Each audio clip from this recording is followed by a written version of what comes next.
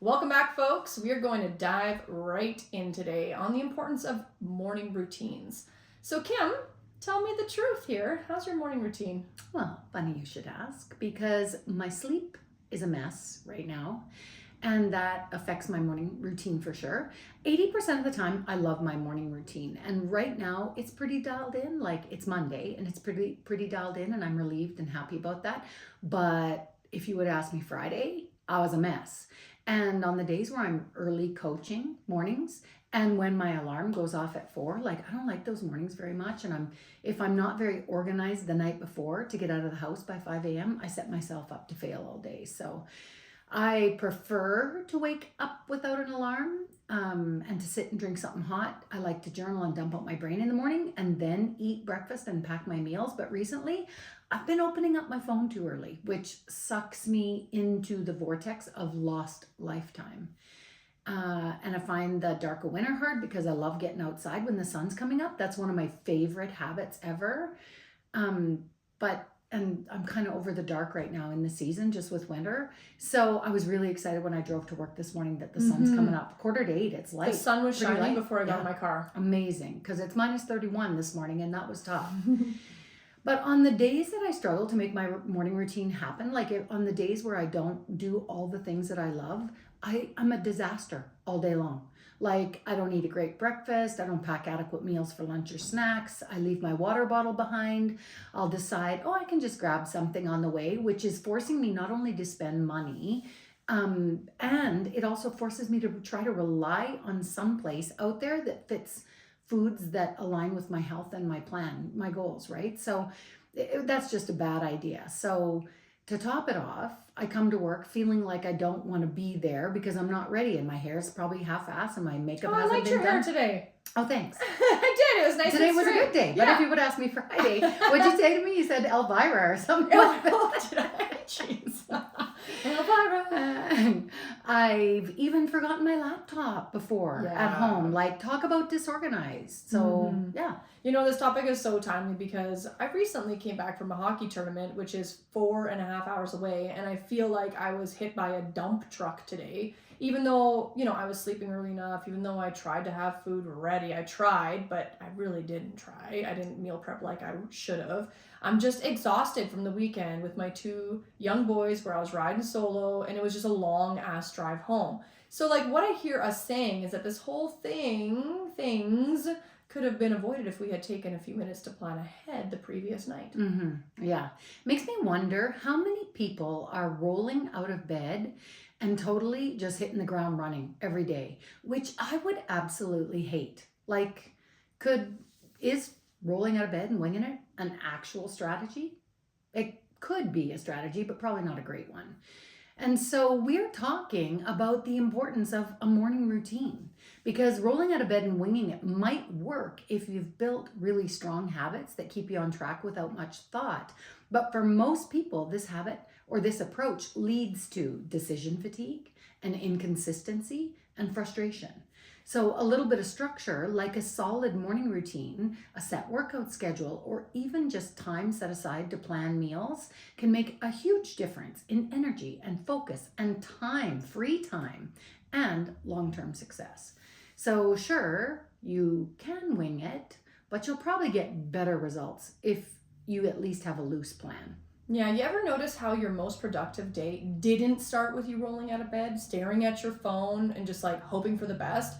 Those days when you crushed your to-do list, nailed your workouts, and you like ate like an actual adult, and you still had energy left, didn't just magically happen. They started with a plan. When you take a few minutes to map things out, whether it's your workout, your meals, or just deciding what actually needs to get done, you're not leaving your success up to chance. Winging it sounds like fun, but let's be real. It usually leads to skipping your workouts or eating whatever's easiest and ending the day wondering, well, where'd the time go? A plan doesn't have to be crazy complicated, but having a direction means you're running the day instead of letting the day run you. And how stressful is that, right? Like, to let the day run you, to jump out of bed, to start crooked, the way that you, not crooked, but Crooked. What the hell does that mean? I just got this visual like someone walking out like all Igor. Well, to start the day just off on the total wrong foot, right? How stressful. That stress spiral is a real thing. And when we're rushing around in the morning, it sets the tone for the whole day. Like I remember having kids and in school and daycare, and I would be so stressed out and frustrated and yelling, like sending them to school upset and me going to work feeling like a terrible mom. And so much of it could have been alleviated by being more organized and having a better morning routine in place. Too little, too fucking late, apparently. Well, let's chat about like decision fatigue next, because this does tie into everything. Decision fatigue, like if we explain what it is, it's the mental exhaustion that comes from making too many choices or decisions throughout the day. Like every decision, big or small, it's just using up your brain power. And by the time you hit the afternoon, your ability to make good choices, it just starts to tank. That's why starting your day on autopilot can actually make you smarter later. Like when you eliminate unnecessary decisions in the morning, like what you have to wear or what you need to eat or when to work out, you conserve so much mental energy for the choices that actually matter. For example, like famous people, Steve Jobs, Barack Obama, they wear the same outfits and they eat the same breakfast every single day because they don't want to have to think about it. They just want to go off and create things. The less energy wasted on small decisions, the more focus, the more willpower you're going to have like when it really freaking counts. So if you've ever found yourself stress eating snacks at 3 p.m. or skipping the gym because your brain is fried, it's not just a lack of discipline, it's decision fatigue at work. So some fixes, like meal prepping removes the daily stress of deciding what to eat. Scheduling workouts in advance eliminates the internal debate of whether or not you need to exercise. Laying your clothes out the night before, something I do every time I gotta coach an early morning shift. It makes my morning smoother. I just roll out, there's my clothes, and I slip into it. And sometimes I sleep in that same sports bra because I'm just getting out of bed and I gotta go, right? In automating small tasks like bill payments or grocery lists, it just reduces all that unnecessary decision making. So if you automate your mornings, you're going to save your brain power and you're going to set yourself up for smarter choices all day long. So here are the big morning habits that are likely sabotaging you. And number one would be hitting snooze. And if not just hitting snooze once or twice, hitting snooze multiple times. Like when you hit snooze and then drift back to sleep, there are a couple things that happen for you. One is that your body starts another sleep cycle that it won't have time to finish. And I've noticed this for myself. Like I have noticed I need 90 minutes. So for me to sleep, go back to sleep for another 40 minutes, I'm almost better to just get up and be that short on sleep. Because when you wake up in the middle of a sleep cycle and you actually have to get out of bed, you feel groggy and worse than if you just got up at the end of that natural sleep cycle. So instead of waking up and getting after it, you start the day by procrastinating. This is number two. Your body, or your brain, I should say, your brain looks out for you by what you put emphasis on, the things that seem important to you. So when you delay getting out of bed by hitting snooze, your brain says, we hit snooze. And it gets the message, we delay the things that we don't feel like doing. And the more you snooze, the less time you have to get ready, which adds to your stress. And that spikes your cortisol, so you're already starting the day in fight or flight. Not to mention, when you hit snooze, the first thing you're doing in the morning is breaking a commitment to yourself, a micro promise. When you say you're going to do something and then you don't follow through, that tiny decision weakens your ability to follow through for yourself in other little habits, like staying out of the candy dish at work, or bailing on your walk at lunch, or deciding you're just going to work out tomorrow instead. Now, doom scrolling is another habit that's going to set you up to fail. Doom scrolling in bed before you get out of bed or immediately after you get out of bed hijacks your brain before you even get a chance to wake up. When you're checking emails, texts, or social media, first thing, you immediately shift into reaction mode, responding to notifications, stressing over messages, or getting lost in the scroll before your feet even hit the floor. So, between cortisol surges and quick dopamine hits, scrolling first thing triggers that repetitive behavior. And the problem is instead of getting out of bed and doing something that is going to set you up to win, you stay stuck in a loop of mindless scrolling. Now, number 3 is your brain needs natural light, movement, and hydration to wake up properly. And so when we're staring at a bright phone screen instead, the artificial blue light messes with your melatonin production and makes it harder to feel awake and alert, and not to mention screws up the goal you have of sleeping better again at night, right? Mm-hmm. Plus, scrolling creates time blindness, which I had never heard this term before. But it totally makes sense. You just essentially lose track of time. Like, how many times have you been scrolling on your phone and all of a sudden you're like, what? 48 minutes? Like I got to be somewhere, right? So you start the day running late and suddenly your morning routine is rushed, chaotic, or completely skipped entirely. Like, that one's a big one. Another habit that's going to start your day off wrong is sitting too long with a coffee. And I'd add also in here, coffee on an empty stomach. Like, drinking coffee on an empty stomach in the morning feels like a power move, but for women, especially over the age of 40, it can be a sneaky hormone disruptor. And when I say hormones, I don't mean estrogen, progesterone. I'm talking blood sugar. I'm talking cortisol. Like, cortisol rises to wake you up, and adding coffee on an empty stomach sends that cortisol even higher, creating unnecessary stress on your body. It can influence blood sugar, like I said, trigger hormone imbalances, which is that hormone cascade we've talked about in previous podcasts. It can increase jittery feelings and anxiety, and even affect your sleep at night. You see, coffee has a half-life of 5 to 6 hours in the body, meaning if you are still, for average kind of people, 5 to 6 hours. If you're still drinking a cup at 2 p.m., at 2 a.m., your body is still processing half of that caffeine load. And slow metabolizers, often women over 40, especially in peri and postmenopause because of liver congestion and hormone struggles, may end up with a half-life of closer to 8 to 12 hours, which means the caffeine in your 2 p.m. coffee pickup could still be circulating in your system when you'd much rather be sleeping. Another bad morning habit is that's sabotaging you is lying to yourself by saying, I'll just eat later, and skipping breakfast, and how that keeps us craving and exhausted during the day. So we're recommending always protein and healthy fat first, like eggs and Greek yogurt, or even turkey sausage, or ground turkey with your eggs, or a handful of nuts. Like, if you have to drink coffee first, add some collagen or cream in to buffer the acidity. Or even better, delay coffee 30 to 60 minutes after waking and let your natural cortisol do its job first. This is one of those little details that adds up when you are trying to quote unquote balance your hormones, right? And the last bad habit is not having things organized and ready at the door.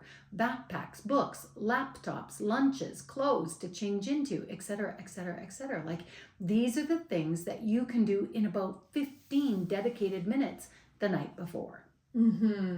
And here we're going to talk about the nighttime habits that are self-sabotaging you. Not morning habits, but nighttime habits. Scrolling through Reels, TikToks, as Kim said, on your phone at nighttime, not just in the morning, but before you go to bed. Or just clicking that watch next episode because you just have to see what is going to happen next. Like, you're just staying up way too darn late, which makes any task the next day absolutely torturous. Not getting your head on straight for the next day, or not even thinking about the layout of your next day at all. If you're just waking up and being like, oh, what am I doing this morning? Like, what's on my schedule today? You got to have a peek at that the night before. You got to be able to see, well, I got a kid's sport here, or I got a meeting there, or whatnot. You got to have a layout of your plan of the next day. And not having, for me, this is a big one, not having my kids' lunches made the night before, or as well as my own, is huge. If I don't have that made, my morning becomes half an hour of me scrambling, making things. Mm-hmm. And I've lost all my own morning time. And some other quick ones, like endless snacking. Like, it's going to mess with your digestion and sleep quality. No set bedtime. Like, when I feel tired, I'll just go to bed. Or, when the kids are finally down, I just need some alone time for myself. And then you just stay up as late as you can. You don't realize the time, right? Caffeine too late, as Kim said, it's going to affect your sleep quality. And just skipping winding down. Like if you're going from full speed to bedtime without actually winding down with a book or a stretch, like quiet time, low amber light, etc., like you can't just go from 60 to 0. You got to have a slow turn in to the gate. Messy kitchen, like this is something that's kind of different, but for me, I kind of put some things for me. Like if I have a messy kitchen when I wake up in the morning, I am not creative. I don't want to do anything. It looks like more work. I feel like shit. But if I clean my kitchen the night before and I wake up, I'm like, okay, what are we going to do? And I kind of get breakfast ready or whatnot, last minute things. It's just a small thing, but you'd be surprised what a clean kitchen the night before can do for you the next morning. I will agree with that actually, because Claude is the master he feels the exact same way. And I've learned so much from him in 26 years. I actually do a lot better job. He's a fantastic vacuum cleaner. He is, and he's the one who taught me, not that my mom didn't teach me to make my bed. It was important as a kid. But in the years where I was a single parent and chasing and rushing out of the house to get to work, I just was not a great housekeeper. It was not my priority. There was a couple times where I was watching, what is my problem today? There were a couple of years where I worked multiple jobs, right? And so house cleaning was not on my list at all. But he is like the guy who is like, taught me how to make the bed, why that's so important. Same with cleaning up the kitchen. There is nothing sweeter than getting up to a clean kitchen and all you have to do is hit start on the coffee maker. That's brilliant. So, offshoot. So now that we talked about all the usual suspects or culprits, let's talk about how we can create a morning routine that doesn't suck. Like, what's the bare minimum you need to do to call it a morning routine? Because not everyone needs a 5 a.m. cold plunge or cold shower, right? This can be as simple as I need to get up before everyone else in my house because I just need 15 minutes of silence to collect my thoughts and get a glass of water under my belt, right? Like a morning routine should just hit the marks for what gets you ready to experience the best possible day you can have. Yeah, I've got 2 timed solutions, one for the night before and one for the morning. So the 30-second decision hack is specific to your night prior. Simply just put 30 seconds on your timer before bed to plan out one key aspect of your next day. Like 30 seconds, I'm going to lay out my clothes. 30 seconds, I'm going to just quickly get some food together, prepping my breakfast. Or 30 seconds, I'm going to decide on my workout time when I'm going to work out the next day, etc. Like this one small decision is going to save you from the mental clutter of figuring it all out in the morning. Like it's going to make your day start so much easier. When you remove even just one decision from the morning chaos, you instantly gain more focus and energy to tackle the rest of your day. And the second time solution is for when your alarm goes off in the morning and you ultimately want to reach over and hit snooze. And this can be used literally for anything in the day, but for now we will apply it towards the alarm problem, the Mel Robbins 5-second rule. And we've talked about this in previous podcasts. It is a trick to stop procrastinating. When you feel the urge to do something, count down from 5, 4, 3, 2, 1, and immediately take action. That quick countdown is going to help you push past hesitation and get moving before your brain's just going to talk you out of it. It's a simple way to break the cycle of overthinking and just do the damn thing. Because like when your alarm goes off, like for me at 4:15 a.m., it goes off, I sit there for a moment and I'm like 5, 4, 3, 2, and I just go, just get up and go. Smart. So as we start to wind up this case for a morning routine that you love, here are 2 things Joe and I wish every woman over 40 would do first thing in the morning. The first is, no surprise, that women should be eating 35 to 40 grams of protein with their breakfast. And if you're like, how do I get that in at breakfast?